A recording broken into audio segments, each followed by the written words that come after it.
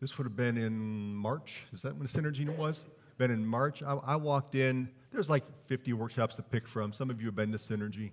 And so I picked that one because I wanted to sit in. I don't know how many people would be in there. We're in some back cafeteria kind of room. It's poorly lit.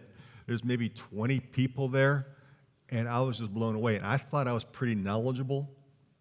I thought I had done pretty good putting my mom's will together without paying an attorney. And then I sat and I listened, and I'm going, oh,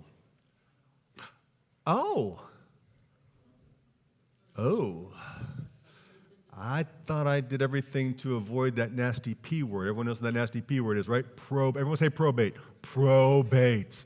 Yes. That's where we get the word reprobate from. No, it's not. No, it's not, actually. But I'm going to and Gary, we're streaming this, I believe. Damien, could you go back and see it in the production booth? Thank you. And see if Ryan's in there. And I got the thumbs up that we are live and streaming, so if you're joining us online. So Gary, we'll ask you to turn your microphone on. Yes, sir. Is your mic on? And just keep talking. Testing 1, 2, 3. Testing all right. 1, 2, 3. Can we welcome Gary and thank Gary for sticking around with us today? Thank you. Well, this will probably look and feel a little different than what we just saw. As I mentioned before, the Lord kind of gave me that word yesterday, so it wasn't well rehearsed. This is something that I get to talk about all the time. So we'll color it up with some fun stories and try to make it exciting along the way. But really the objective is to educate you. So what I'm after today is for you to understand some of these principles and documents and legal theories different than you understood them before you came in. I think that by educating you and having you understand what the lawyer knows, it's kind of like pulling the curtain back, on Wizard of Oz, they pull the curtain back and you're like, oh, it's just some guy. Well, I'm going to pull the curtain back on the legal industry today and say, oh, this is pretty simple. If we do a couple of these things here, this is how we avoid probate court, this is how we avoid lawyers and judges, and I think it'll help us all. So the first thing I want to start off with is talking about a last will and testament. What is a last will and testament? This is a written list of instructions to the probate court for assets that are still in our name when we pass away and for guardianship of any minor children that we might have when we pass away. I want to hit on all of those principles real quick. That will, it's a written list of instructions. We'd like to think what we put into the will gets followed, and I'll tell you the attorneys and the judges, we're mindful that those were your last instructions, so we do try to honor those instructions. But there's times where we can't. There's times where the law prevents the judge from following what you put into your will. Sometimes there's other circumstances that we didn't know about until after you passed away, and that prevents us from following instructions on the will. Let me give you a few examples. Let's say, for no apparent reason, so there's no reason that I'm excluding my wife in this example, but I'm going to give you an example of I write a will and I exclude my wife. Maybe I give all the money to my brother. And I pass away. My brother takes that last will and testament down to probate court and says, Judge, right here in Gary's will, it says give everything to me. I'm here with my hands open, give everything of Gary's to me. And the judge says, sorry, brother, I can't follow Gary's instructions. There's a law here in the state of Ohio that prevents me from following that instruction in the will. The law mandates so much money has to go to a surviving spouse first. So a judge has to carve off so much money of an estate to give to a surviving spouse first before the judge can follow other instructions in your will. So that's an example where the law says, no, you can't do what Gary wanted to do in his will. Let's say I pass away and maybe somebody shows up at probate court after I'm deceased, my next door neighbor. And my next door neighbor says, Gary was sick before he passed away. Somebody had to take the trash out. Somebody had to shovel all that snow. I was the good neighbor, and I did all those chores for Gary while he was sick. Now, while I was sick, I'm thinking, well, he's just a good neighbor. This guy's taking good care of me. But now I'm deceased, and this good neighbor's at probate court, and he's saying, Judge, I did work, and I want to get paid for that work. Do I get some of Gary's money? And sometimes the judge gives people money like that. These websites that are out there now where you can mail in your DNA and then they tell you who you're related to, well, there's strange things happening along those lines too, where we pass away.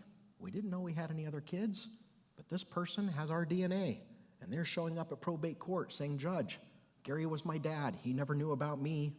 I didn't even know about him until this website told me that he was my dad. Do I get any of his money? So weird things happen in probate court. It redirects where our money goes. So these instructions that we put into the will do not always get followed. Sometimes we're putting instructions in the will where the judge has to qualify a candidate. So in our will, we're usually appointing an executor. An executor is the person that's kind of the liaison between our estate and the probate court. It's the person that we appoint to do the bidding. So I pass away, maybe I have a house. House needs to be sold. The probate judge does not go out and hire a realtor. The probate judge authorizes my executor to hire the realtor to list my house for sale, and then the executor is the person that shows up at the closing and signs all the paper to sell my house. But this executor, I might say I want my wife to serve as the executor. It's pretty logical. But what if my wife had something in her history, like in her credit? Maybe she had a bankruptcy or something. Sometimes the judge says, no, this person can't serve and can't do Gary's bidding because they're not qualified. So again, just letting us know what we put into the will does not always get followed. So that's key. Written list of instructions to the probate court. This will, it's not worth the paper it's written on anywhere else other than probate court. So let me play that out with an example. Let's say that my will gives everything to my wife, and I pass away. And my will says, I'm giving everything to my spouse. I give her my house. I give her my cars. I give her my bank accounts, all of my investments. Everything goes to my wife. And let's say I have a bank account over at Huntington that's in my name only. So for this example, my wife isn't on the bank account. She's not a co-owner. She's not a beneficiary. In fact, for this example, let's say Huntington doesn't even know that I'm married. But I go to Huntington, open up an account, and it's in my name only. I die. My wife takes this will over to Huntington and says, Huntington, it says right here, give me all of Gary's bank accounts. He gave me the house, the cars, and everything, including bank accounts. Give me the money in that bank account. Banker says, sorry, that doesn't mean anything to us. That will has to go to probate court. You take the will to probate court, a judge reads the will, creates a judicial order, and with the judicial order, Huntington follows what the judge orders Huntington to do. But absent a judicial order, that money stays locked away at Huntington. Nobody can touch that. The only person that had legal authority to do anything with it was me. I'm deceased. I can't authorize somebody after I'm deceased to do anything, so the only way that account is getting moved is with a judge. So again, that will doesn't mean anything anywhere else to anyone else other than a probate judge. Now, why is probate so important? Mark was saying the P word, the bad word, probate court. Probate court feels maybe a little like a tax. In fact, a lot of clients come in and they think of it that way, like that's taxing my estate.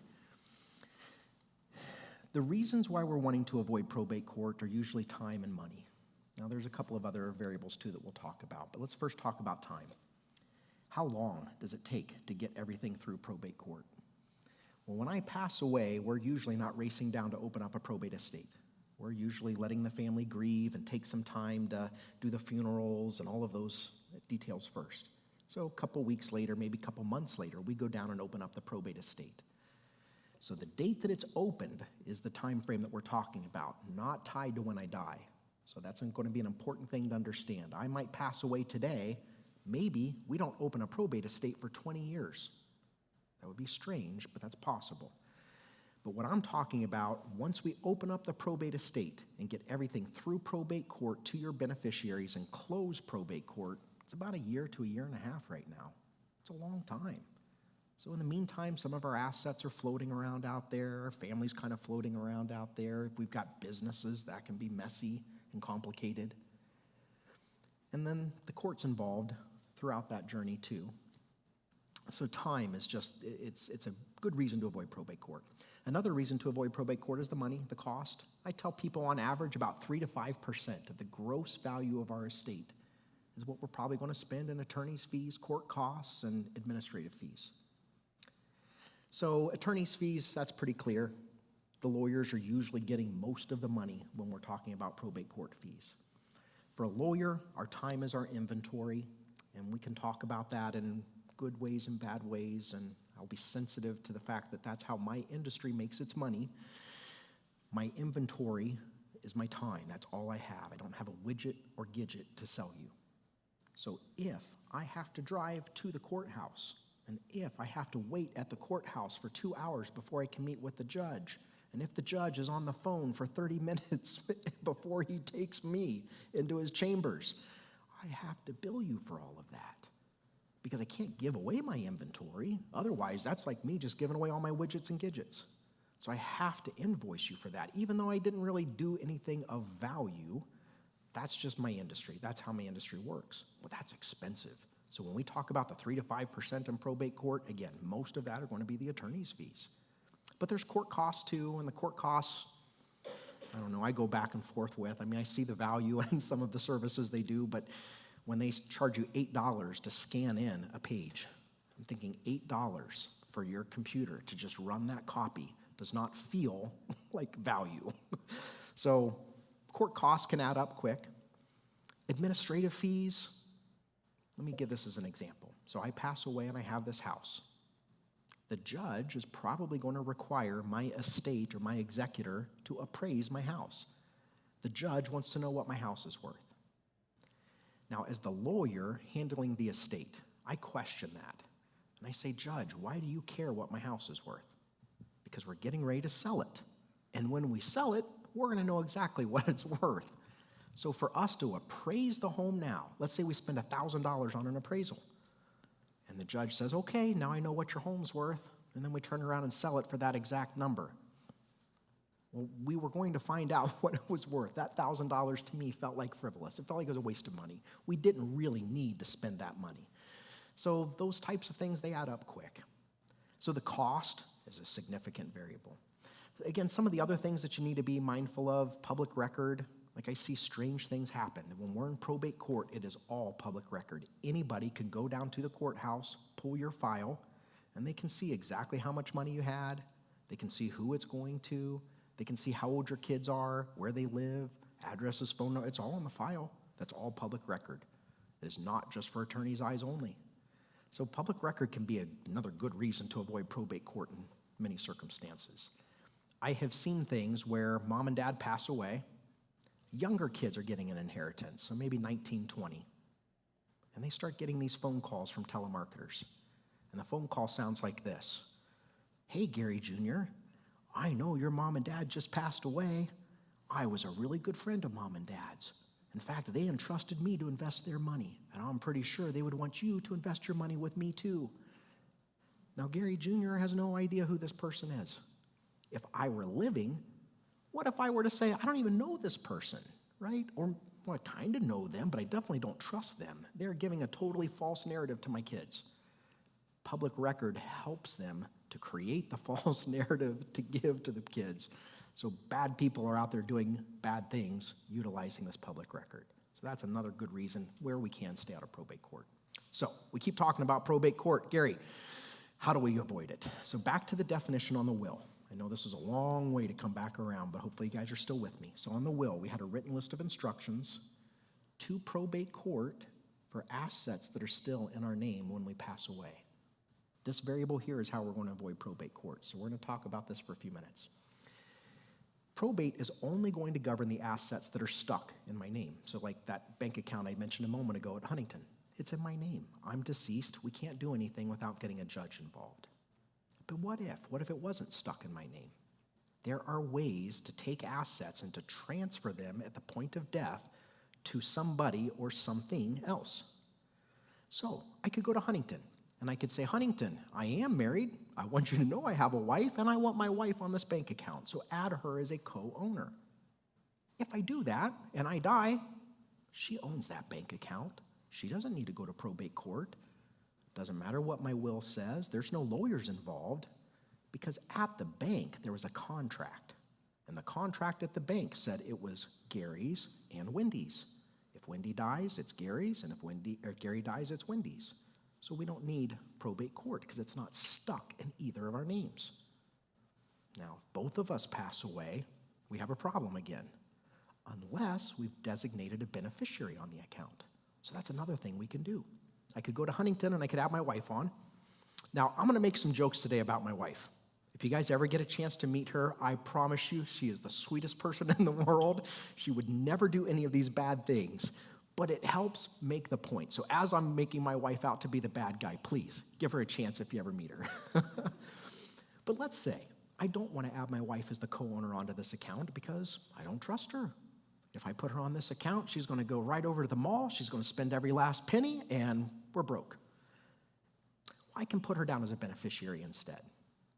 The account's in my name, I own it. My wife has no legal authority or control over that account until I die. And then once I pass away, the contract at the bank, now this is the fine print that none of us ever read at the bank, but the fine print more or less is saying when I die, that is now his wife's or his beneficiary. She owns it. So again, no judge, no will, no probate court, nothing, because it is now in that person's name. So beneficiary designations, we can do that with bank accounts. We can do that with life insurance. We can do that with our financial investments. We can designate beneficiaries on almost all of our accounts. But there are some assets where it's hard to put a beneficiary on. Or some of these accounts, second, third, and fourth tier beneficiaries can be complicated. So let's go back to that bank account for a second. If my wife and I both die at the same time, that bank account, it's still stuck in somebody's name. I could have put my kids down as an alternate beneficiary. I could say, put my wife down first, but if my wife is deceased when I die, don't go to probate court. Divide it in 3 equal shares to my 3 kids. Now, if you'd heard Mark earlier on, he said my youngest daughter is only 17. So she would be too young to get that money. Well, that might be a problem for me. When I'm looking at designating beneficiaries, I need to be aware that sometimes those beneficiaries are not in a place to receive the money that I want to give them. And so in that situation, we need to look at other options. And we'll talk about those in a second. But the beneficiary designations is usually the first way to avoid probate court, and it's free. We don't spend any money on this. We go to the bank and say, banker, put my spouse down, my kids next. Life insurance agent, spouse, kids next. Financial advisor, spouse, kids next. If I pass away, those institutions are writing checks to those people. So my wife and I both pass away, my kids go to the financial advisor with a death certificate. And they say, financial advisor, mom and dad are now deceased. And they write 3 checks to each of my 3 kids because my 3 kids were beneficiaries on that account. That's what the contract directs them to do. Pay the money out to them. Again, no judges, no probate court. But my 17-year-old, that's going to be a problem. She's not allowed to take any money until she's age 18. So what are some backups? We're going to take this principle of taking assets out of our name to a next level, and we're going to talk about a trust. Now, before I get into the trust, there was one other thing on the will that I want to talk about. But the trust is just going to be an easy tie-in because it's an easy way to get all of the things out of our name when we pass away. But the other thing I want to talk about on that last will and testament, that we still need to have it, even if I have all of the assets out of my name when I pass away, if I have a minor child, we still have to go to probate court. And when we stop to think about this, if there's somebody that's going to stand in the role of me as parent for my child, that's a pretty important role. Understanding all of the ugliness that's in our world, right? Like we see the news and we know all those terrible stories. I don't even like to talk about them, but there's ugliness out there. If we had the ability to contract privately with our neighbors or friends or other people for the guardianship of our kids, like if I could say, I don't need a judge or lawyer involved, when I die, you'll take care of my kids. If we could privately agree to that, those bad people would do bad things in ways that none of us would want. So the court has to stay involved. The court says if anybody's going to be the parent of Gary's children when he's gone, we need to approve that person. So for guardianship of minor children, we are always going to probate court. There's no way to bypass that, and we don't want to, because the judge qualifies that person. Today, I could say my brother is a great candidate to be the guardian of my daughter, and him and his wife would. They're great. But what if things happen? What if my brother develops a substance abuse problem? Right? Like we've heard it, you go in for surgery, you get hooked on pills, and life looks totally different all of a sudden. I want the judge to see that. And I want the judge to say, oh, wait a minute. Gary's brother was the perfect candidate on this date, but he is no longer the perfect candidate. So just keep that in mind. Guardianship will always go before a judge. It will always go to probate court, and that's a good thing. We want that. But for the assets, no, we don't want that. So let's talk about this trust. I'm going to tell you, think of the trust as a bucket. I'm oversimplifying this concept, so I get that. Bear with me. But I think it'll help us tie it in later. If we think of a trust as a bucket, what I want to do is get all of my things into this bucket. So I funnel my house into my trust, my cars, bank accounts, life insurance, investments, all of the things I have, I want to funnel into this bucket. When I die, it's in the name of the, and if it's in the name of the bucket and not my name, we don't go to probate court. So remember when I said my brother was the beneficiary, my wife's the beneficiary, my kids are the beneficiary? I'm going to eliminate all of that, and instead, I'm putting this bucket down as the beneficiary on all of my accounts. And then when I die, somebody shows up at those institutions with that death certificate like I talked about, and the institution is now writing a check payable to the trust. Now, while I'm living, the things that I put into my bucket, I'm allowed to get back out. There are different trusts for different purposes, and that's going to be key for you guys to understand. The trust we're talking about right now is just to avoid probate court. That's the primary objective. There are trusts out there to minimize taxes. There are trusts out there to avoid liability. There are trusts out there for Medicaid and nursing homes. Those are all different things. So when we're talking about this trust, this bucket is designed to avoid probate court. But here, we can get in and out of our bucket all we want. So if I put my house into the trust, and then 3 years from now, I'm like, okay, that's the last snow I'm putting up with. I'm moving to Florida. Now, I'm still a Buckeye fan. I'm just a Buckeye fan in Florida. But no, I'm down there now. Well, I can buy a house in Florida and put that in the trust. And the house that I had up here, I was allowed to sell that house. There were no restrictions or limitations on me with this type of trust. Okay, so everything I put in there is still mine. And if I die, my wife now owns that bucket. If she dies, I own the bucket. So we share a bucket, and everything in there belongs to both of us. So that's the principle with this one. But then, once my wife and I both die, we're going to put a lid over the bucket. The lid says, this is when you open the bucket, this is what you take out, and this is who you give it to. Now, at first glance, that sounds a lot like what most of us probably thought a will did. Like coming in here today, most of us thought that's what a will does. It gives out all of our money. But this lid is different because it's part of this trust. It's part of this bucket. We're not going to probate court with this. And it's a contract. Remember the will? It's a written list of instructions. Maybe, maybe not. There's things that can happen and redirect it. With this lid, this is dictating what happens to the things in the bucket. It has to go here. And if it doesn't, I'm going to have a backup or an alternate, but it's all on this lid, exactly what to do within the bucket. So I pass away. Again, they show the death certificate. They write a check payable to the trust. My trustee is somebody in my family, so I appoint somebody to manage this bucket for me once I pass away. They go and get all those checks, deposit it into a new bank account, so they will open a new bank account once I pass away. That and selling my house is perhaps the hardest part of a trustee's job in this scenario. So think about that. This is not an easy or not a hard thing for your family to do. If I pass away, I'm giving control, I'm giving the keys to my family and saying you have all of the liberty, all of the control. As long as you do what's said on this lid, you don't need judges, you don't need lawyers, you don't need any permission from anybody else. So it's me privately settling my estate. Probate court is the public way of doing it. It's the government's way of settling our estate. It's taking everything to the government and doing it that way. A trust is me putting things in my bucket, taking it over here, handing it to my family members and saying, manage this. So the trustee reads this lid, they write a couple checks, and we're done. Now, it doesn't have to be that way because on our lid, we can put all sorts of things. For me, it was important to do a little bit of parenting from beyond. So my wife and I are deceased, but we still had some opinions. So we put it onto our lid. But let me give you some ideas of some things we put on there. My wife and I do not have a huge estate, but we do have a lot of life insurance. So if my wife and I both passed away at the same time, it would be a significant sum of money. Probably more money than I would want any one of my kids to have on their own.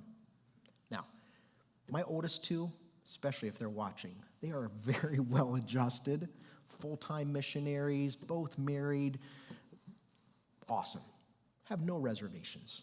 But still, a lot of money all in one lump sum, strange things can happen. Maybe things that they're not even doing wrong, but just life and circumstances that could come in and undermine that. So that crossed my mind. So for us, on our lid, we said our kids get a third of their money at age 25. They get another third at age 30, and then they would get the balance at age 35. Now, my wife and I are considering up until those ages, there are a lot of things that could be going on in their lives. I am not trying to punish them by doing those ages. I'm trying to help them by doing those ages. So on my lid, it says we can get into the bucket for other things before 25, 30, and 35. My youngest, she's 17. We're trying to decide college. We don't know what's next. If my wife and I both pass away, she can use her money for college. So we can open the lid, we can take money out and use it for school. And then when she gets to 25, she's getting 1/3 of whatever's left in her share. And at 30, she's getting another third of whatever's left in her share. So education was one thing that my wife and I wanted to say. We could open the lid and take money out for education before those ages. But we also thought of other things. What if there are other needs? We want our kids to be able to access it for their genuine needs. So we can open the lid and take money out if they have a need. But no lump sums until 25, 30, and 35. There are other protective measures that you can consider to put on a lid. What if my kids are going through an inconvenient circumstance in life? Maybe we want to hold the money in the bucket until that circumstance clears. For instance, if I pass away and one of my kids is going through a divorce, you hand them a check. Do they get to keep that money, or does half of it go to the soon-to-be ex-spouse? Well, the law does funny things sometimes. But what if the lid said, hey, that seems like an inconvenient circumstance in the child's life. How about we wait until after the divorce is finalized and then give them the money? But she might have needs in the meantime. If this is a deadbeat husband kicking her to the curb, she might need a place to live. Well, remember, my lid said, we can meet your needs. So we're going to pay for an apartment for you to rent, or pay your mortgage payment, pay your car payment. If you've got a deadbeat spouse that's not doing the right thing, there's money in the bucket. We can meet your needs. But again, no lump sum payment to do whatever you want with until a little bit older. I tease around a lot. I see kids come in all the time to get their checks in my office. And the 18-year-olds, it's just crazy. How many boys love rims? And expensive ones. I mean, they spend more money on rims for their truck than the truck.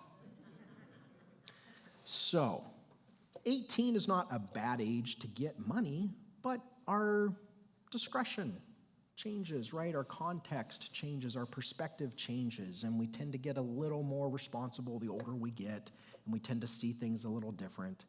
And so if we're able to graduate the payment to our kids, well, that's some nice flexibility sometimes. So for us, that was important to have on our lid.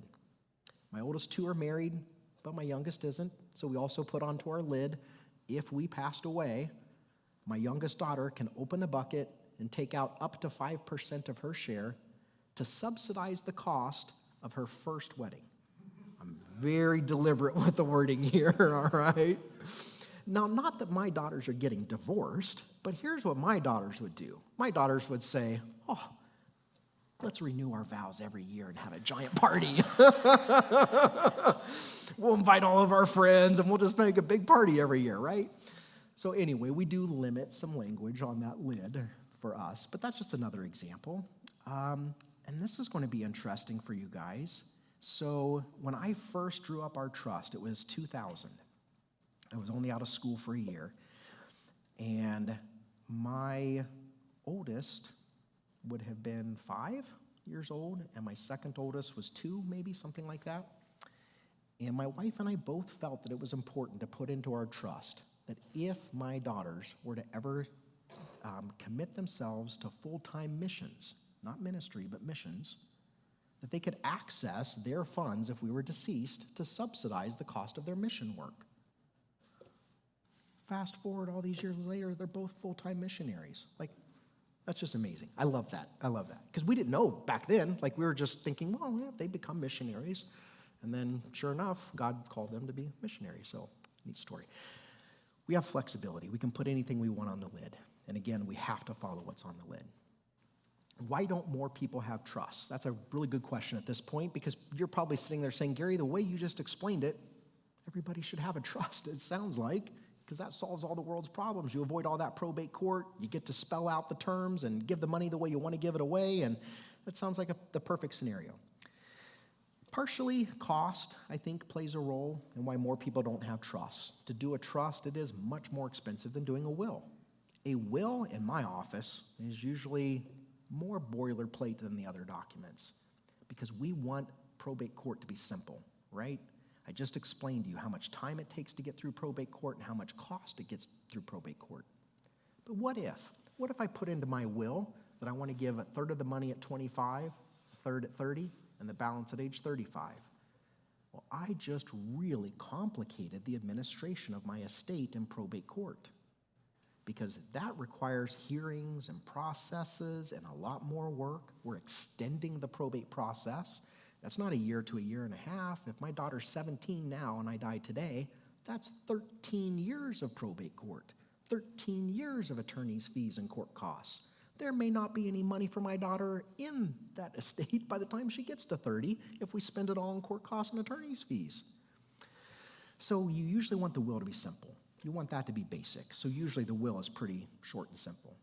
So it's a lot less expensive because remember I told you before, for attorneys, our inventory is our time. If I'm building a trust, if I'm creating a trust document for you, it takes a significant more amount of time for me to create that document. So I think cost is probably one reason. Just to give you guys some range. So I know we've got people online and people all over, and I'm just going to try to qualify this here that there's a lot of qualifiers behind what I'm getting ready to say. Ask me for all of the qualifiers. That's my little star. But usually probably around $1,000 to $1,500 is what you're spending on a will package right now. To do a trust package, it's probably closer to $3,500. So it's a big step up in investment. My hunch is that's a really good reason for people to not do a trust. Dave Ramsey's people in here, any of you guys? Yeah, financial peace? Okay. So my wife and I, we're financial peace people. We budget, we set money aside, and we have all those set-asides that Dave Ramsey talks about. But I can tell you, I don't have a set-aside for a bucket. My wife and I wouldn't be on our radar, right? Like we wouldn't anticipate that some lawyer is going to come and talk to me about a trust, and so we need to set money aside for a trust. So you can come to me today and say, this is the greatest thing ever. If I don't have money set aside for it, I can't do it. So again, cost, I think, plays a role. Understanding it probably is another role. Like I said, there are different buckets for different purposes. And I think it's really easy to quickly get confused about these different trusts and what these different trusts do.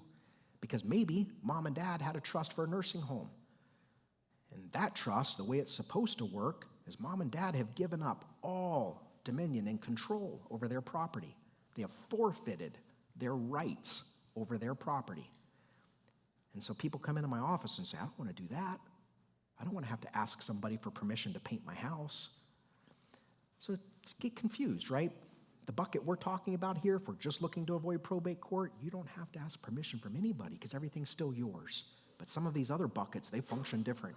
You have to give control to somebody else in order for that trust to work. Or for tax purposes, you're getting into some real sophisticated principles and tax code things. And so it gets people confused. So I think confusion is probably another reason. But if we look at that and find value in it, I'm going to tell you for most people, there is value in doing a trust. People will say, Gary, what's the dollar threshold for doing a trust? How much money do I have to have before trust makes sense? Well, I told you before what those percentages are for the cost of probate. So I think you could probably do the math in your own head for what that might cost your estate if all of that were to go through probate versus what the cost would be for a trust. But that's not how I tend to look at it. I find this is almost like an insurance product to me. I'm protecting against what ifs.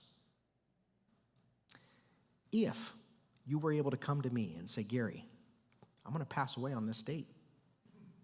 This is what I'm going to have when I pass away, so this is everything I own. And this is how my spouse and kids and everybody in my life will be situated when I pass away. Well, guys, we don't need any paperwork. I'm going to make this really easy. We know exactly what to do and how to do it. But sadly, none of us are in a position to know that. We don't know what tomorrow holds. We don't know when we're going to pass. So this trust, it's an insurance product for me because it protects against a lot of what ifs. If my wife passes away before me, I've put that into the lid, what to do. This is a horrible thought, but what if one of my kids passes away before me? I have that on the lid. What do we do? Well, if my child has kids of their own, give it to my grandkids. But I liked that 25, 30, and 35 for my kids.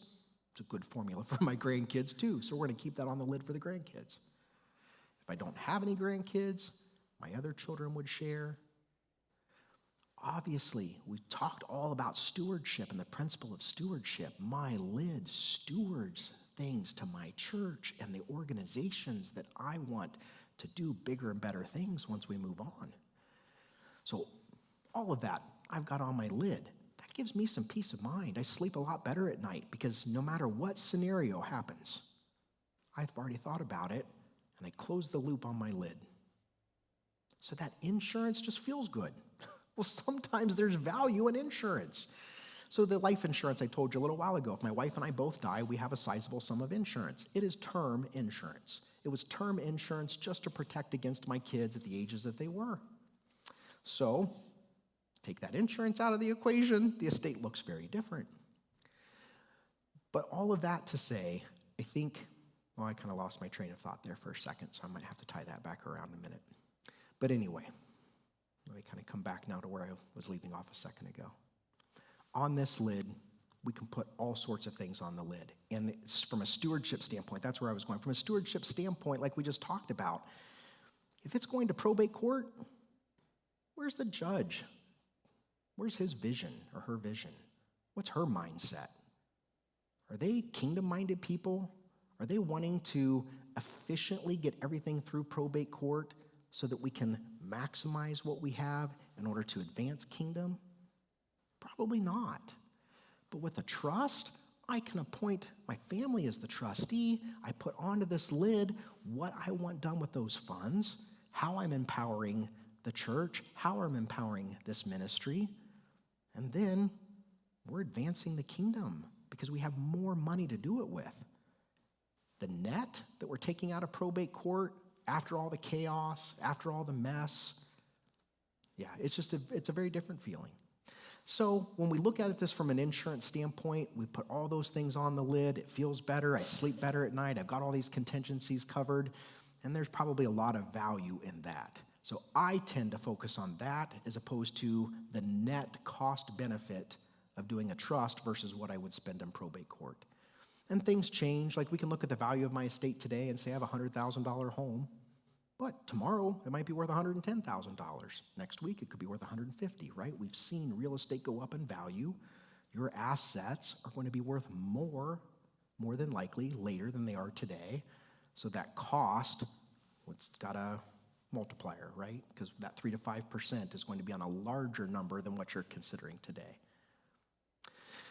I want to talk about a few other documents within the estate planning world. So coming back to the will and the trust, this is what happens when we pass away. This is how we're managing our estate, how we're stewarding our estate when we pass away. Probate court with the will. We have beneficiary designations that take the court out of the equation altogether so we can put our spouse down, our kids down, and we don't need a will or a trust to do that. If we go to the bank and those financial institutions and designate those beneficiaries, that also eliminates probate court, and remember, that's free.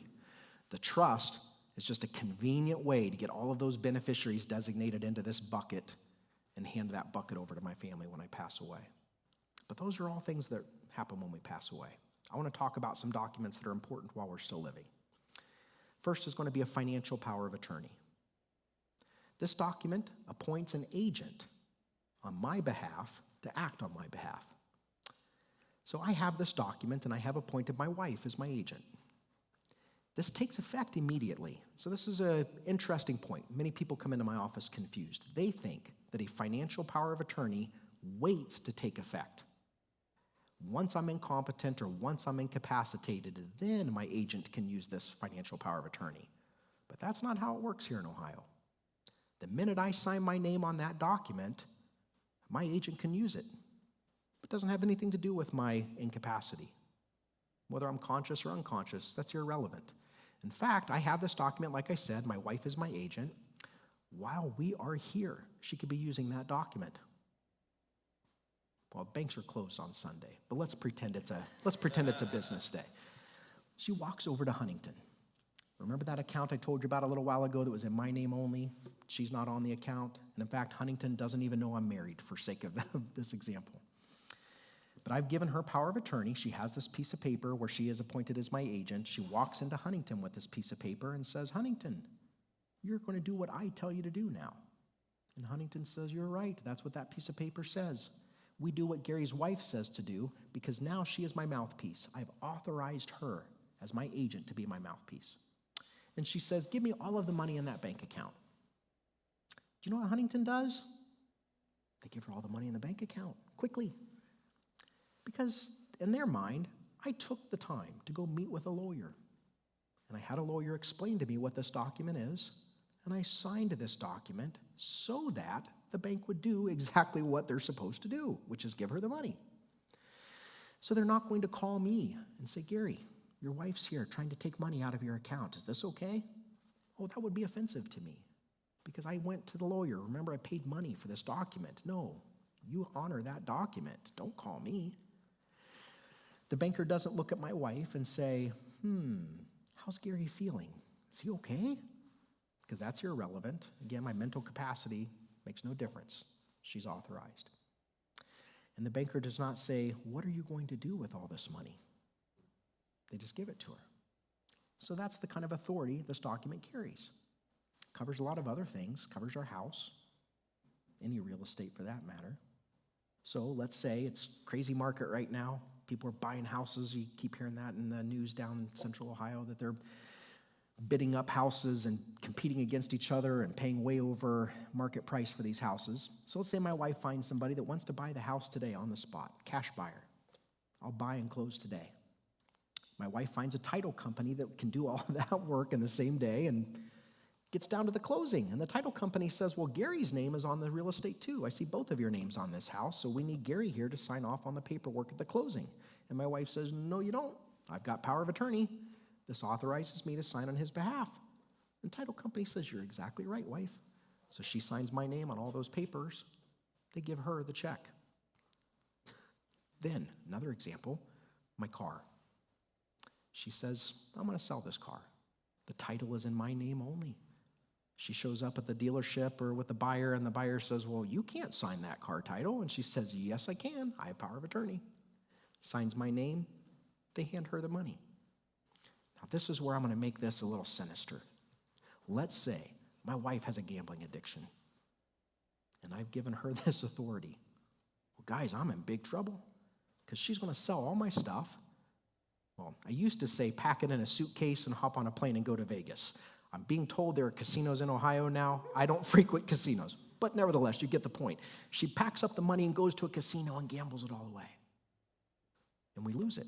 Well, I'm in big trouble if something like that happens because I have no recourse against any of those institutions, right? I can't go to Huntington and say, why did you give her the money? Huntington's going to say, because you had a document that authorized her. I can't blame the person that bought my car. I can't blame the person that bought my house. They're all off the hook. I authorized her to do all those things. So under the law, my recourse is to go after my wife. I'm allowed to sue her. I know, right? If you knew my wife, it's even funnier. So I can sue her, but I just told you she has a gambling addiction in this scenario. Is suing her going to do me any good? No. I can sue her all day, every day. There's no money to recover because she's just going to keep gambling it away. So that's no recourse for me. That's no outlet. There's my wife calling. I heard you. So, The other recourse is criminal. When my wife is using this document, anybody that's using a power of attorney has to be using a fiduciary duty. They're supposed to be doing what's in my best interest when they're using this document. That's what the law says. It puts on my wife a fiduciary duty. Hopefully, we can all agree that selling everything and gambling it away was not in my best interest. Are we all on the same page with that? Okay, hopefully, I was hoping so. So she goes to prison. She's going to go to jail. She misappropriated funds. That was theft. She stole money because it wasn't in my best interest. But does that make me feel any better? All of my stuff is gone. My wife gambled it away in Vegas, and now she's going to prison. I tease around. Unless my dog dies, I might get a country western song out of that scenario. Otherwise, I'm in a pretty bad spot, right? Like, there's nothing that good that comes out of that. So that's the risk. When we talk about a financial power of attorney, we all need to understand that that's the kind of risk we're up against. Because of the risk, it's not for everyone. Just because we're married doesn't mean that we're okay with exercising that kind of a risk. But if we are okay with exercising that kind of risk, why would we want to have a financial power of attorney? Sometimes they joke in my office and they say, after that, no thank you. We're not doing one of those, and I don't know why anybody would. Actually, I had somebody say that the other day. Why would anybody ever want to do one of those? Well, I'm about ready to tell you why. So in my situation, I do genuinely trust my wife. In fact, I'll tease around. She doesn't need a piece of paper to do me in. If she wanted to do all of those things, she's really smart. She'll find a way to do it. This power of attorney would just help her get there a little bit quicker. But I trust her, never give it a second thought. So we use it for convenience. I will say tax season is probably a really good example. I am usually doing the tax returns on the last date with a good friend of mine who's a tax attorney. And we just kind of do this every year. It's just kind of a fun thing where we get together and do it. So when you're watching the news and you see the guy at midnight at the post office that's me, usually, putting his tax returns in there. But because I have power of attorney, I'm allowed to sign my wife's name on those tax returns when I'm done with them and put them in the mailbox. If I did not have power of attorney, it's not the end of the world, but I am going home late at night, waking up my wife. She's, oh, what is this? Tax returns. And then go back out and mail it. So it's not the end of the world. But the convenience factor is one thing that we do use it for frequently, and so that's kind of nice to have the convenience that we don't have to be at the same place at the same time. But let's say something more involved happened. It increases the value of this document in that situation. Let's say I'm driving home and had a car accident, and in this car accident, I had some head trauma. And the doctors say, Gary's not going to recover from this anytime soon. So this is a long-term disability in this scenario. Well, now my wife might need to do some of the things we talked about a little while ago, but for the right reasons. One, she goes over to Huntington. If I'm not earning a wage, she's probably going to need the money in that account to pay some bills. Well, she's got power of attorney. She can go get the money out of the account. My car. If I have head trauma, I'm probably not driving my car anytime soon. So she probably wants to sell that, pay the bills. Well, power of attorney gives her the authorization to do that. She can sell my car. Let's say the house. I'm somewhat of a big guy. Getting me up and down the stairs is going to be a chore for my slight wife. She wants to buy a ranch-style home, put me in a wheelchair so she can get me around easier. Well, this power of attorney is going to let her do that. She can sell her house. She can buy the new house. So for my wife, after my injury, life carries on much like it did before, even though I've had this injury. But let's say I did not have power of attorney. Maybe I didn't know about it. Maybe I don't trust her, whatever the reason, but I didn't have power of attorney. Now what happens? Well, my wife still has an outlet. It's just going to be a little more involved. She's going to have to hire a lawyer. She's going to have to go meet with the probate judge. She's going to have to explain to the probate judge my condition and why she's the best candidate to serve as my guardian and make those decisions on my behalf. Chances are my wife is going to get approved for all of those things. But there's a chance she doesn't. It's possible. But every time she wants to do something, she's hiring a lawyer, she's meeting with the judge. What if the judge says no? Could be hard, right? If she's grieving my injury And if she's in a hard place in life after my injury, and she's having to hire lawyers and ask permission from judges, and sometimes, it's horrible. It's usually the wives. They feel like the judge is treating them like a criminal. And I'm saying the judge isn't. The judge probably really likes you.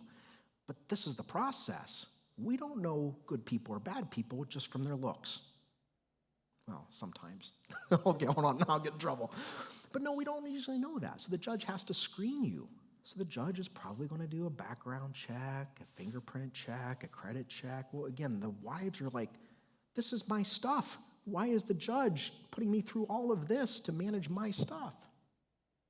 So sometimes that financial power of attorney is something that we really want to consider. It's got advantages for sure. But if we're not comfortable with that risk, it's okay. We'll go to probate court. I would rather have your spouse meet with an attorney and meet with a judge, because that attorney and that judge will make sure that everything goes the way it's supposed to. There won't be any misappropriation, shouldn't be any misappropriation of funds when there's a judge and lawyer involved. So if we don't have that kind of relationship with our spouse, that's okay. But if we do, that's a good document to consider. It's one that everybody should think about. There's also a medical power of attorney. This one functions very different from what we just talked about. It functions different in two different ways. One, this does wait to take effect. So as long as I'm capable of making my own medical decisions, I get the exclusive right to make those decisions.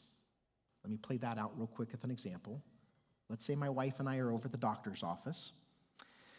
Now, let me actually say this first. I am not one of these people that's on either side of the COVID debate, but I understand there's COVID debate and there's two sides. So I'm just trying to play off of that right now.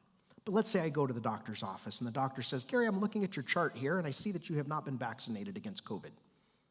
And I say, I'm an anti-vaxxer. Don't you dare vaccinate me, doctor. But my wife is also at the same appointment. And I have appointed her as my power of attorney under the medical power of attorney, not the financial one, but this other document. She's my medical agent. And when I'm not looking, my wife looks over at the doctor and says, Doctor, Gary's a little off. When he's not paying attention, jab him with that needle because he needs the vaccine. Doctor looks at my wife and says, sorry, wife, that's not how this works. Gary gets to make his own decisions, even if we don't think they're good ones.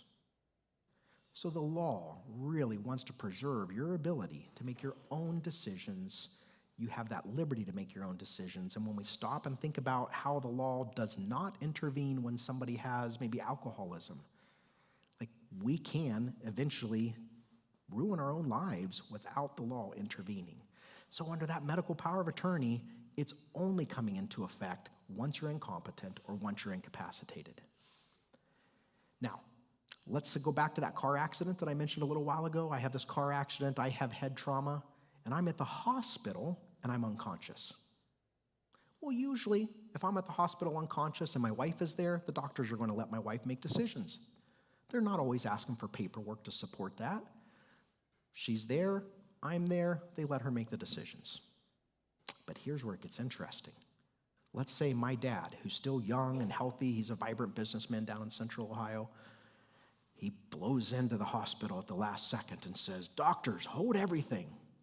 You need to know something. Gary's wife, she's the beneficiary of all that life insurance. If he dies on that bed, she gets millions. I don't think she should be making his decisions. I think she's going to kill Gary off to get the money. Well, doctors don't know what to do if they hear something like that. They're going to get scared. They're going to say, if I listen to the wife still, after dad just told me that, if I keep listening to the wife, there's a pretty good chance that dad's going to sue me. And if I say, wife, you can't make the decisions anymore because dad just came in and told me this story, well, pretty good chance wife's going to sue me. So guess what, dad and wife? You get to hire lawyers. You get to go meet with a probate judge, and the judge will tell me as the doctor which one of you I get to listen to. Well, that's a big production. Time, money. Meanwhile, I'm suffering over here in the hospital. Who knows what that looks like? But let's rewind. It's the same fact pattern, but I did have the medical power of attorney, and my wife was my agent. My dad comes into the emergency room. Don't listen to the wife. She's trying to kill him off. Doctor says, sorry, wife, or sorry, Dad, I don't know what your beef is with Gary's wife. But Gary thought about this ahead of time. He went to a lawyer, he drew up a document, and he appointed his wife as his agent. She gets to make the decisions. So Dad, get out of here. That eliminates Dad from that scenario, which is what I wanted because I did think about it ahead of time and I did want her in there. Now, there's going to be some obvious qualifiers here. If 20 minutes later, a nurse walks by my room and my wife is standing there with a pillow over my head, clearly she's not the best candidate anymore. So we would remove her from that role and then there would be a backup. On that financial power of attorney, I'm not a fan of doing backups. There are so many risks with that financial power of attorney. If you're comfortable with anybody, it's usually only one person, and finding somebody behind that, it can be really hard. So I'm usually not suggesting anybody other than a spouse for financial power of attorney. But on the medical one, yeah, we probably want to back up. Spend a lot of time with my wife. It's logical that we're in the same accident. And if we're in the same accident at the same time and both of us are incompetent, well, now who makes the decisions? So we usually want to put a backup on that medical power of attorney. Now, here in Ohio, the medical power of attorney, I'll tell you, can kind of have a blanket authority for all medical decisions, and all medical decisions would include end-of-life decisions. Or the power of attorney can give our agent all decisions up until the end of life, and then, when it's the end, we have a living will, and the living will takes over.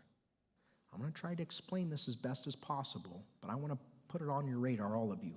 This is commonly the most confused part that people come into my office. They don't understand how the living will and this healthcare power of attorney work, because they kind of work, it's a symbiotic relationship, let's just say it that way. So let's talk about medical power of attorney that we give all decisions. My wife can make decisions while I'm unconscious in the hospital. My wife can make decisions which hospital I go to. Let's fast forward. Let's say I have Alzheimer's or dementia. My wife is managing all of my medical care, all of my Medicare, all of my Medicaid, all of the nursing home components through this document. So they have all of that authority. But then let's go to the next phase where the doctors have said it's the end. Now here in Ohio, 2 doctors certify 3 things. 2 doctors say you have to be terminally ill with no chance of recovery and permanently unconscious.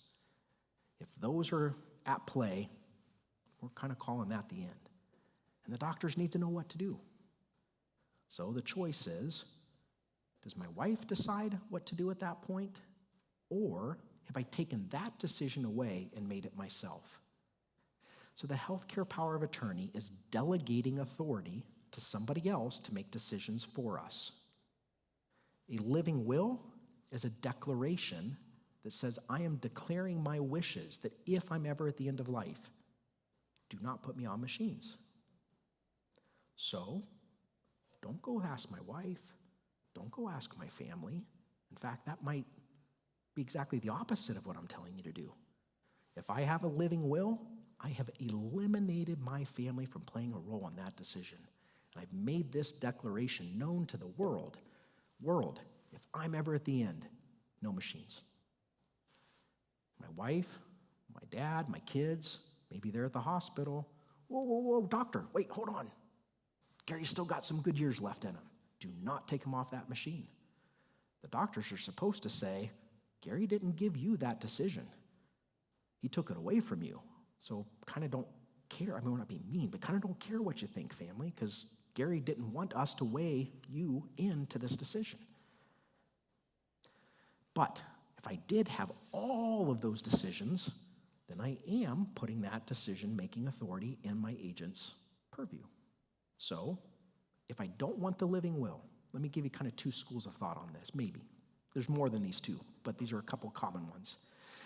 Some people might come in and say, Gary, if I do this healthcare power of attorney and I give my spouse or my kids the ability to make decisions on end of life, I'm going to relate that to some experience in my life. Maybe I had to do that for my mom or dad. But because my mom or dad did not have any paperwork, I didn't know what I was doing, and I didn't know if it was what they wanted me to do. So when I made the decision, whatever it was, there was guilt. And all these years later, I still feel guilty about it. I don't sleep well at night, and I wrestle with, did I do the right thing for mom or dad or not? People that have had experiences like that say, I feel very strongly about this, and I don't want my family to ever have to be in a position to make a decision like that. I feel like that's punishing my family if they ever had to make a decision like that. So for me, Gary, I want a living will. I want to take that decision away from my family. I'm going to one-on-one to those doctors say, you do this.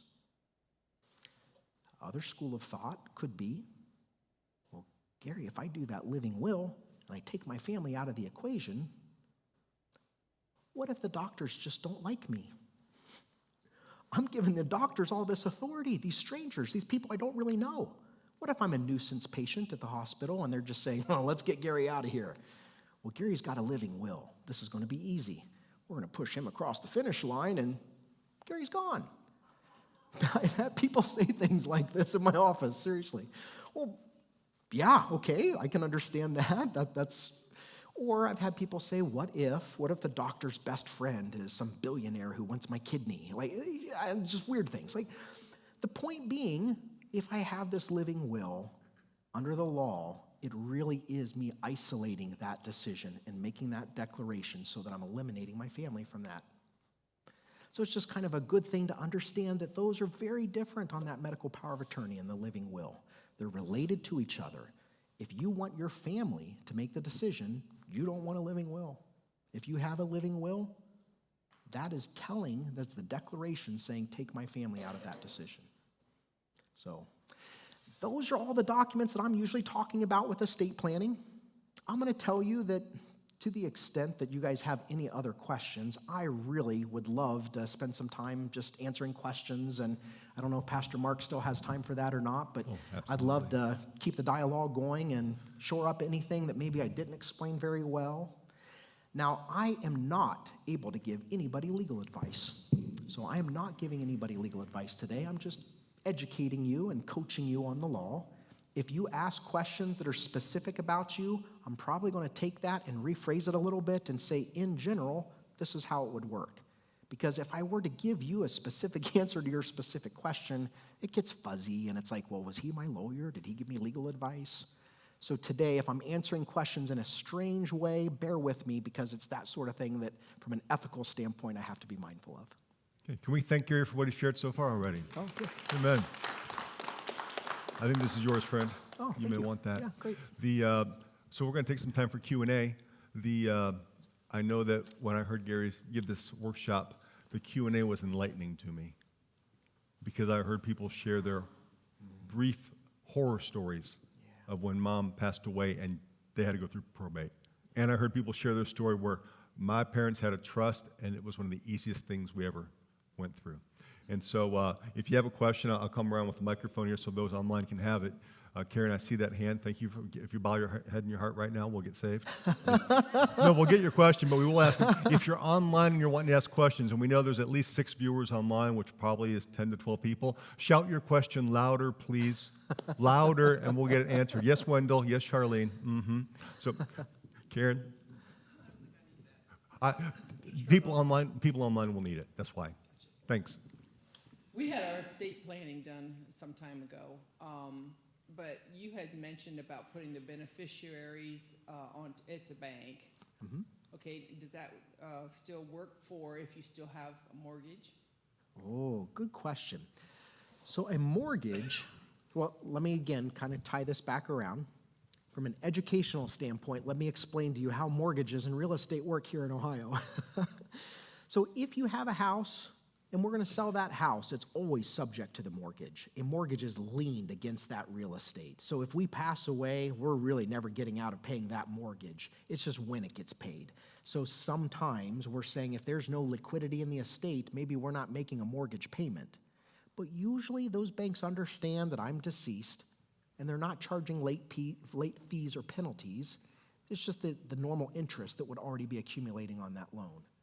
But if you're asking like, what if the bank does an automatic withdrawal out of my account for my mortgage each month and I pass away, can the bank still withdraw that money out of my account?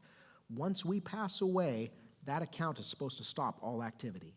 But the bank has to be notified. If the bank isn't notified, sometimes the money gets drawn out, and then we contact the bank and say, Mom and Dad are deceased, and the bank says, oops, we just made their mortgage payment. And they call and they reverse the mortgage payment. That happens with Social Security a lot. There's other things where money's coming in and out at the point of passing, and we do have to reverse some of those transactions. But for the beneficiary designation on accounts, so a mortgage is not an account, right? A mortgage is a lien against my real estate. But a bank account, checking account, savings account, CD, money market, mutual fund, whatever financial account I have, that's where we're talking about designating beneficiaries. I can put my wife down first, and if my wife is deceased, it goes to my kids. And if I pass away, they show up at the institution, and the institution's writing them checks. It's just that sometimes, for some people, for some of us, that's not as comprehensive as we need it to be. And so then the trust comes in and allows us to say, well, what if my spouse is deceased? What if my kids are deceased? What if my kids are younger? All those what ifs. That's what that trust is doing, is trying to help us take the principle of the beneficiary designations and just do more with it. So if upon death, the executor is the one who has to sell that property? Yeah, so we have a trustee. I think I started to mention this and got turned around a minute ago, so thank you for asking. So yeah, we have a trustee. Usually it's somebody in our family. Usually we're appointing somebody in our family to serve in that role. And we're saying, you're the person that's going to manage the bucket once I die. You're the person that reads the lid and manages the bucket. So this person, the trustee, my daughter, sells my house. She's the one that shows up at the closing. My kids are probably going to do for sale by owner. They probably will not hire a realtor, but she would be hiring a realtor if she wanted to. But yeah, she's going to be the point person. So she shows up at the closing. She signs all the closing papers. They give her a check payable to the trust. Not payable to her, payable to the trust. She takes that check, puts it into a new bank account. Then she goes to my financial advisor, does the same thing. They write checks, puts that in the account. And then, hopefully, the Lord has given my wife and I a very full life. My kids are going to be well beyond 30, 35 years old. They just write 3 checks and they're done. Yes. Gary, you mentioned that an average trust might be cost around $3,500. If someone passed away and their estate was, let's say, $300,000, which is not uncommon if it's retirement accounts and life insurance, what's probate going to cost, and how long will it take? Yeah, so again, at a minimum right now, I'm not doing anything in probate in less than 9 to 12 months, and that's for things that are sailing through. And I'm telling you, that's like 1 out of every 50 that sails through. And what would my expenses be approximately on that $300,000? Right now, probably $8,000 to $10,000. Okay. Through my firm. Through my firm, that estate is probably about an $8,000 to $10,000, and that's if things are pretty much going as expected. And Not so sailing through, but just the ordinary course. Like if you have something where, let's say 6 months into this, one of my kids passes away. That changes everything. It's like hitting the reset button in probate court, and it is a big production. So part of the idea is to be good stewards after we're gone, because we're still managing some of those funds. Yes, sir. Other questions? Who else has a question? Okay, let me get that to you, and then I'll get to you. Here you go, Kay. Can you use the microphone for those watching online? Thanks. We both have a will and a family trust. Great. But when we did the trust, they gave us a page of lines that says items to put in the trust. Do we need to have like if we get a new car, do we have to put that into the trust, or does it automatically go in if it's in one of our names? That's a really good question. And then one more thing is, I have to read my questions. And do those things need to be in both of our names since the trust is? It's the Luttrell Family Trust, so I'm assuming our kids would, like our son, would be the trustee. Trustee, perhaps?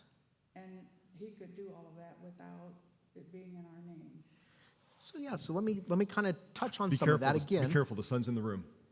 Oh, uh-oh. No jokes. No jokes. No jokes. We're going to have some fun. No. So again, let me kind of recharacterize the question a little bit so that I can answer it, because I will tell you, if you want specific questions for you, anybody in here, I will give you a free consultation. So if you want me to answer questions for you specifically in your estate, I will give anybody in here a free consultation for that. We can do it on Zoom because I know I'm in Columbus, so you may not want to drive all the way down there, but we'll do some arrangement. But let me try to rephrase it more in a general way. So if we have assets, the only way those are going to get into our bucket is if those assets are identified as being associated with the bucket. So there's two ways I can get my things or my stuff into my trust. One, I can change ownership of it today. I could go and take my car and put my car into the name of the trust. And if I die, my car's in the bucket. No probate court, no judges, no attorneys, nothing. But if I don't put that car in the name of the trust, do I have any other options? I can keep it in my name and put the trust as a beneficiary. Here in Ohio, we have transfer on death car titles. So I can keep it in my name and put a beneficiary down and put my trust down. And then when I die, then it goes into the bucket. The primary difference between those two is, as of today, if I want to renew my tags each year, like you renew your tags for your car, your registration tags, if it's in my name, I can still do it on the computer. If it's in the name of the trust, I have to drive over and say hi to them and get my tags renewed. So, transfer on death beneficiary for a car title, it's doing the same thing. It's making sure that car gets into the bucket when I die, but then it's keeping it in my name now, and it's just a little bit easier to manage. Same principle with almost everything we have, where we can either have it owned in the trust or the trust listed as the beneficiary. Again, pros and cons with each one of those depending on the asset that we're talking about. But with real estate, that's going to be complicated. There are some instruments here in Ohio that allows us to designate a beneficiary of real estate. But what I'm going to tell you is they're messy. So the ones that I see are these successor affidavits. So if I die, my house belongs to my 3 kids. I have seen some horrible, horrible situations with that. Let's say I die and my 3 kids inherit my property, and my one daughter says, I really need the money now, and I want to sell. And my other 2 daughters say, well, it's the middle of the winter. That's a horrible time to sell the house. We're going to lose money. Let's wait till April and sell in April. What are they going to do? They either have to resolve it between the 3 of them, or here in Ohio, they have to sue each other. It's a lawsuit in order to resolve that issue. What if one of them's going through divorce? What if one of them's going through a bankruptcy? All kinds of problems now with my other siblings' interest in that real estate because of their interest. Because the deed does not tell us, do they own 1/3? And if they do own 1/3, where does this daughter's 1/3 start and stop? And where does this daughter's 1/3 start and stop? Like, do we own the exact same piece of property, or do you own this property over here? And I mean, it's messy, right? It doesn't tell us any of that. So even though those are out there, I'm not a big fan of them. Usually what we're doing is some type of a family shared arrangement for that real estate, like some type of, when we die, this is how we're going to manage the real estate, just to avoid those things. The trust is less expensive than doing that.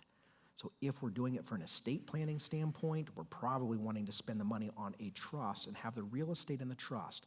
And then the lid of our bucket says, no, they're not fighting over selling that property because Gary appointed a person. He appointed his oldest daughter. She's the trustee. And if she says we're selling in the winter, we're selling in the winter. If we're selling in April, we're selling in April. Because Gary said, I want the buck to stop there. Now, when we think about our lid, I just want to be careful that we understand there's a destination that my trustee has to take us. So if we think about it as a freeway, I can have 6 lanes on the freeway. I have these guardrails. I'm telling my daughter as the trustee, you decide when to sell the house, you decide how much to sell it for, but you're giving the money to you and your sisters. So you get to pick which lane you're driving in. You get to pick the speed that you're driving in, but you have to stay within these 6 lanes and you have to end in this destination, right? Like, that's kind of what we're doing here. So I've got some liberty for my trustee to pivot based on circumstances. Businesses would be a good example. There are some times where businesses are meant to be kept. We need to hold this business in the family. Well, my trustee has some discretion to do that. Or some businesses, no, we need to liquidate this right away. My business would be a good example. Only an attorney can run a law firm. My wife, she's smarter than I am and smarter than most of the lawyers I know. She could probably run my law firm better than me. But the law says she's not allowed to because she's not a lawyer. So some things like that come into play where we have to be mindful of. But I want that lid to give them a lot of freedom and a lot of luxury to make the right decisions. The deed that puts the successor interest in real estate in multiple persons' names, not always doing them favors. That's sometimes more complicated than I'm a fan of. So beneficiary designations, we can designate everything. Real estate has complications. Okay. I want to get to Kira's question in just a second. And businesses are complicated too. Something that, why did I drop your name? Gary mentioned a little bit ago about being a steward and considering God's kingdom Yes. as well. That is something that I had thought about for probably 15, 20 years. And it was in my will that I wrote on Quicken Will Maker that I paid $20 for on eBay. And be like, no, we want to make this legit, and we want to honor God. And I would definitely challenge everybody here. And in the future, I'll do a message that talks about leaving a legacy, or I'll challenge everyone in the congregation to. Legacy. But before I do, and Gary was not legally allowed to say this, so I want to show, that's what Sarah and I did. We had Gary write our bucket. He's not trying to get us to kick the bucket. But we took, and we only have one son, you know that. And we're probably like Gary, our estate is small, but once we die and our house is sold and our life insurance is cashed in, that's more money than my son needs. We only have one, but he doesn't get it all. 10% of it goes to whatever church we're currently pastoring or we're attending at the time. So right now it's M1. If something happens to both of us, speaking for walking in, if something happens to both of us at the same time, this church gets 10%. We're tithing on it. And then the second one is the church campground in Kansas, because both my wife and my son had amazing, powerful, life-changing experiences there. And we would encourage you to consider somehow the same so that we're building the kingdom, because it's not my son's money when I die. It's not my money now. It's all his. It's all the Lord's, right? all We're stewarding his. that. Amen. Amen. Did you want to mention anything more about steward? And I Go was ahead. just going to say something along those lines, like the legacy component of this. We talk about a lot in my office. How much of us in our earlier years were working so hard for retirement? I mean, we obsessed over it, and we're putting all this money into 401ks and IRAs, and we need to make sure we're secure in our retirement. We put so much effort and energy in that. Guys, in the grand scheme of eternity, our time here is this little speck on an enormous wall of eternity. Where's your retirement in heaven? Where's your legacy in heaven? Where's your storing the treasures up in heaven? Like, we know what is happening down here is tied to eternity. And we put all this focus on everything down here. But how often are we talking about this? How often are we talking about the ultimate retirement is in heaven? Because that's forever. I don't know about you guys, but I'd like to have the nicer castle or palace in heaven. I'd like to have the wider streets of gold leading up to right? We can do that. And this is a good way of doing that. Stewarding what we have here for the next generation not only creates the legacy for that little dot in the time that we're down here, but now we're building our retirement for eternity. So much more valuable. I know this can be a pretty complicated question, but just in general, is it something that happens when you have adult children and minor children, that the adult children could actually become the parent put in place? Or is it, I guess they judge whether or not that they're competent, but I'm just curious if that's something that's common. Great question. So I sometimes will tell clients, remember that judges and attorneys, we are people too. Sometimes it doesn't look like it. Like when you're watching us and we're fighting and you're like, they're different. So there's the system. Like we have to play our part in the system. And when you think about a Hollywood actor, like you watch Tom Hanks in a movie, do you think that he's Forrest Gump out here? No, he's not Forrest Gump in real life, he's acting. Lawyers, it's the same. When I'm in the system, I have to play a part. Kind of acting, that's kind of the role I have to play over there. So it does look different.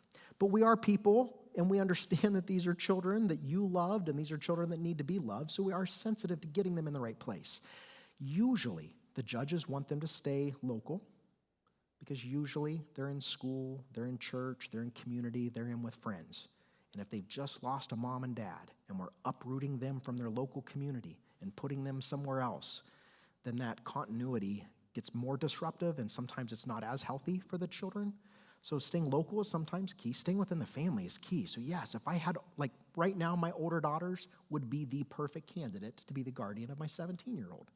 They would come home, they'd move back into the house, they would let her graduate from high school, and the judge would see that as, yes, that's the perfect scenario. So it's kind of a make sense. Where it gets messy is sometimes we have two sets of family, and because they're so determined that I want the children, I'm going to throw mud at the other side in order to get the judge to disqualify them so that I become the candidate. Those are horrible, horrible, ugly situations. But usually the judge wants to respect what you put into writing. So that will is still very important if you have minor children. Because consider, if I die and I put into writing, these are the people that I want to care for my children, who loves my kids more than me on this planet? Nobody. So the judge wants to follow what I put into the will. But I don't have any paperwork and I die? Well, we're all guessing. Who knows what Gary wanted as far as the judge is concerned? And I saw this happen a few years ago, and I sometimes tell the story, but it still gets me inside, worked up. Husband and wife pass away, same time, tragic situation. Had 2 kids, young kids, 5 and 8. No wills, no paperwork at all. Tons of life insurance, tons of assets, a lot of money. We go down to probate court. It's because there's no paperwork. We have both sets of grandparents showing up at probate court asking to care for these kids. We love these kids. We want to be the guardian of the children. But there's these other 2 people that none of us know who they are sitting in the courtroom. First, I'm thinking, oh, they're just observing, or because it had made the news. So this particular situation had been in the news. Something, maybe news report, who knows? Well, the judge gets to the point where anybody else here, and they stand up. I'm like, what is going on? Who are these people? They were the next door neighbors. And this was their pitch to the judge. Just like I said, Judge, these kids, they live in this neighborhood. This is familiar to them. You don't want to take them out of their neighborhood where it's familiar. It could just really disrupt their life, and we think we are the best candidates to care for these kids. None of us know these people, so the thought crosses my mind. I'm not thinking they're good people. Let's just put it that way. So the thought that crosses my mind is, these people are after the money. They know that with the kids comes the money, and if these kids need a nice house, yay, we get to buy a nice new house with all their money. So it just didn't feel right. It hits me at that point. There are going to be times where the judge is tempted to give those children to the wrong people. And since mom and dad aren't here, for all we know, what if mom and dad were still living and mom and dad said to me, Gary, I don't let the kids cut through their backyard because they are bad people. When we do trick or treat, we skip that house. They're bad people. We wouldn't know that, right? Because mom and dad are gone. Nobody knows. And the grandparents don't know. So anyway, in that moment, the sinking feeling comes over me like, oh, if I've got minor kids, I want a will.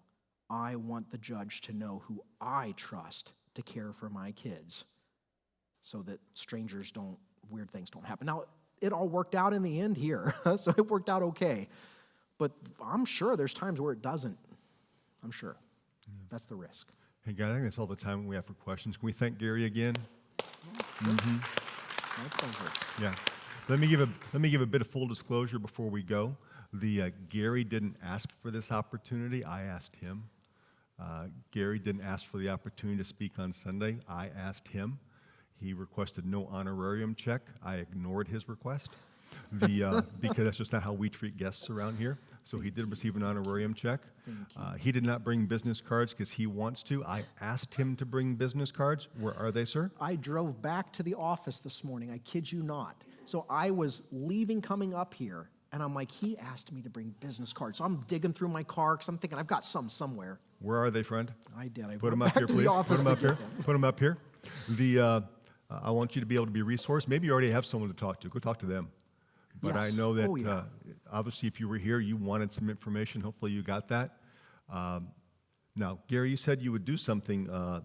a free consultation, you have Zoom. 100%. Will that Everybody be in through your here. flip phone, Gary? If you ever get a chance to see my office, I'm actually pretty high tech. It's not bad. It's not bad. I've got multiple screens up on Let my me see that desk. phone again. Let me see that phone again. Oh, I left it back there. See, he doesn't even carry his phone with him. I don't need to. That's Gary. That's Gary. The real funny thing is, real What's quick that? on Yeah, that, yeah. the best excuse I can give is I don't need a smartphone because everybody else has one. If I wanted to know something, I'd be like, could you Google this for me real quick? And every one of you would be like, sure. Let me have a word of prayer with us over us before we leave. Father, if they're in the room right now or if they're watching online, we just remind ourselves it's all yours. Amen. The amount of time we get here on this planet, it's yours. The resources you've given us that we've had in our hands and that we will have in our hands, it's yours. And we want to honor you. Yes. We want to be wise. We want to be shrewd. And we want to be generous. Guide us in decisions that assist our family and not hinder our family. Guide us in decisions that build your kingdom. And we ask this in the name of our Savior, Jesus. Everyone says amen? Amen. Thanks for coming, and appreciate you making the time to be here. Yes, thank Gary, you all. thank you. Appreciate you guys sharing your service with me this morning.